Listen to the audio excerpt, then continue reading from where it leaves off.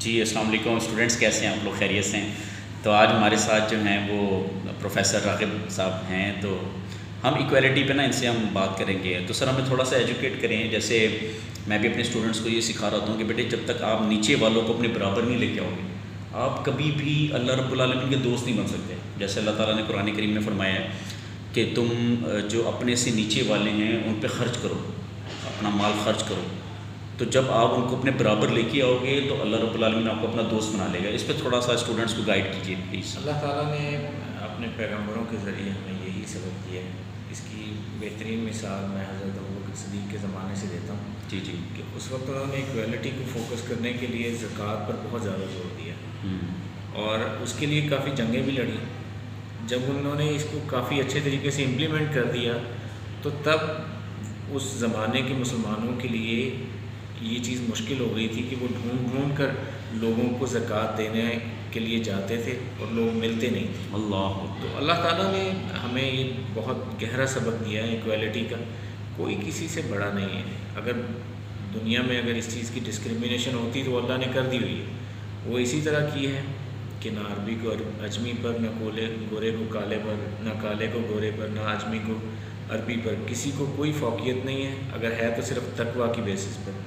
اور تقویٰ ایک ایسی چیز ہے جسے ہمیں سمجھنے کی بہت ضرورت ہے۔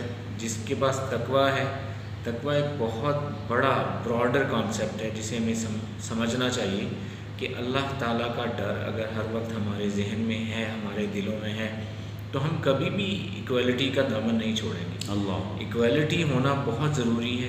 اگر ہم ایکول رہیں گے، آبویسلی اگر کسی کی سبقت ہے تو صرف اور صرف علم کی بنا پر، جو علم رکھتے ہیں اور علم پر عمل کرتے ہیں اور آگے اس کا سبق دیتے ہیں، وہی اللہ تعالیٰ کو پسند ہے۔ تو ہوپس ہو کہ آپ بھی اس چیز پر فوکس کریں گے انشاءاللہ۔ دعاؤں میں یاد رکھیے گا۔ جزاکم اللہ خیر۔ اچھا، اس میں ماشاءاللہ راغب صاحب نے بڑی پیاری بات کی ہے، اور ہمیں یہ بھی چیز سیکھنے کی ضرورت ہے کہ جب آپ صلی اللہ علیہ وسلم کا وصال ہوا، جب آپ صلی اللہ علیہ وسلم اس دنیا سے چلے گئے، تب حالات بڑے ٹف تھے، اور ان ٹف حالات میں سر جس طرح سے حضرت ابوبکر نے ابھی آپ نے فرمایا کہ انہوں نے وہی پرنسپل تھا کہ ایکویلٹی رکھوں گا، حالانکہ وقتی خلیفہ تھے اور سارے جو تھے ڈیفینیٹلی وہ ان کے ماتحت تھے، لیکن انہوں نے زکوٰۃ کا امپلیمنٹ کیا سسٹم، اور فائنینشلی سب کو ایکویلٹی کی طرف لے کے آئے، اور دیکھیں پھر اللہ کی رحمتیں ایسی نازل ہوئی کہ اسلام جو ہے وہ چاروں بر اعظم میں پھیلا۔ بالکل، حضرت عمر فاروق کے دور میں اسلام نے بہت زیادہ ترقی کی۔ اسلام بہت بڑے بڑے جو کیسر و کسرا ہے وہ فتح ہوئے، وہ اسی چیز کے ساتھ لنک ہو رہے تھے۔ جب حضرت محمد صلی اللہ علیہ وآلہ وسلم کا وصال ہوا تو حضرت عمر فاروق صرف اس بشارت پر، اس نوید پر قائم تھے کہ محمد صلی اللہ علیہ وآلہ وسلم کیسر و کسرا کی فتح سے پہلے فوت نہیں ہو سکتے۔ وہ اسی پوائنٹ پر لوگوں کو کہہ رہے تھے کہ محمد فوت نہیں ہو سکتے۔ اگر کسی نے کہا تو میں اس کا سر قلم کر دوں گا، تلوار نکال کر، یہی کہہ رہے تھے۔ لیکن جب کیسر و کسرا فتح ہو گئے تو تب حضرت عمر فاروق کو بھی اس چیز کا پتہ چلا کہ وہ بشارت انہوں نے تب کر دی تھی، وہ نوید سنا دی تھی، اور پوری بات میں ہوئی۔ ہمیں ایکویلٹی کے لیے بہت ضروری ہے۔ اللہ تعالیٰ چاہتا تو پوری دنیا میں سب کو کھانا کھلا سکتا تھا، اللہ کے لیے کیا مشکل ہے؟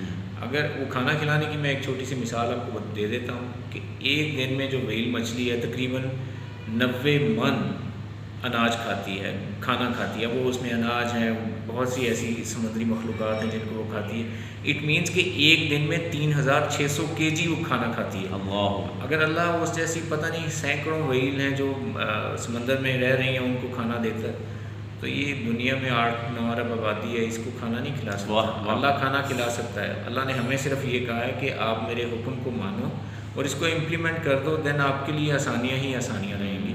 ہم کسی کو کھانا کھلا کر اتنے زیادہ اللہ کے مشکور ہو جاتے ہیں، کسی کو اپنے برابر بٹھا کر، کسی کو اتنی پروگریس دلا کر کہ وہ ہمارے لیے بینیفیشل بن جائے۔ ہمارے لیے بینیفیشل کس طرح؟ ہم دنیاوی طور پر اس چیز کو نہ دیکھیں، ہم دین کی طرف دیکھ کے اس کو اپنی لائف میں لے کے آئیں، وہ ہمارے لیے بڑا بینیفیشل ہوگا۔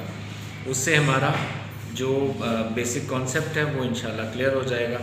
ہمیں آخرت کی سکسیس چاہیے ود رسپیکٹ ٹو کہ اس دنیا کی اگر ہم سکسیس کے پیچھے بھاگیں، اس دنیا کی سکسیس تو ہمیں ویسے ہی وہ جو کمپلیمنٹری ہے وہ مل جائے گی اگر ہم آخرت کے لیے کام کرتے رہیں گے۔ ایکویلٹی میں ہم اگر ایک کانسیپٹ دیکھتے ہیں کہ جتنے بھی دنیا کے امیر لوگ ہیں وہ غریبوں کی بیسس پر ہی امیر بنتے ہیں، کیونکہ امیر اکیلا خود اپنے کام نہیں کر سکتا، اسے غریبوں کی مدد کی ضرورت ہے۔ لیبر غریبوں کو میں ایڈریس کرتے ہوئے بتا رہا ہوں کہ لیبر جو ہے وہ غریب کا جو بیسک پوائنٹ ہے اس کو بتا رہا ہے اس کے ساتھ۔ اگر غریب ہمارے معاشرے میں ختم ہو جائے تو دنیا میں امیر نہیں چل سکتا، تو امیر کو چاہیے کہ غریب کو پرووک کرے کہ میں آپ کی ہیلپ آؤٹ کروں گا۔ زکوٰۃ کا فیکٹر جو ہے وہ اسی لیے رکھا گیا بہت بڑی بات ہے، بہت بڑی کہ زکوٰۃ اگر ہم پراپر دیتے رہیں تو ہمارے جو غریب لوگ ہیں وہ بہت کم ہو جائیں گے، ان کے لیے بھی خوشحالی آ جائے گی۔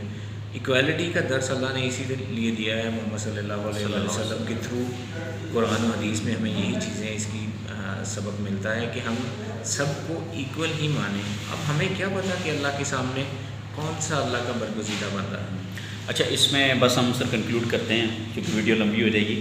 سر نے ایک بڑی پیاری بات کیا، وہ قرآن پاک کی آیت بھی ہے کہ اللہ تعالیٰ جو خرچ ہے وہ صرف متقی لوگوں کو قبول فرماتا ہے۔ یہ انہوں نے بڑی پیاری بات ہائی لائٹ کی ہے، اور ایون قرآن میں اللہ نے یہ بھی فرمایا کہ کچھ لوگ ہیں وہ خرچ بھی کرتے ہیں، لیکن چونکہ وہ فاسق ہیں تو اللہ فرماتے ہیں فاسق کا میں خرچ کیا وہ قبول ہی نہیں کرتا۔ تو سب سے پہلی بیس یہ ہے کہ آپ متقی پرہیزگار بنیں، اور پھر جس طرح جس سیکوینس سے اللہ نے خرچ کرنے کے لیے کہا ہے ویسے خرچ کریں، انشاءاللہ اللہ رب العالمین جو ہے وہ ہمارے رزق میں برکت عطا فرمائے گا۔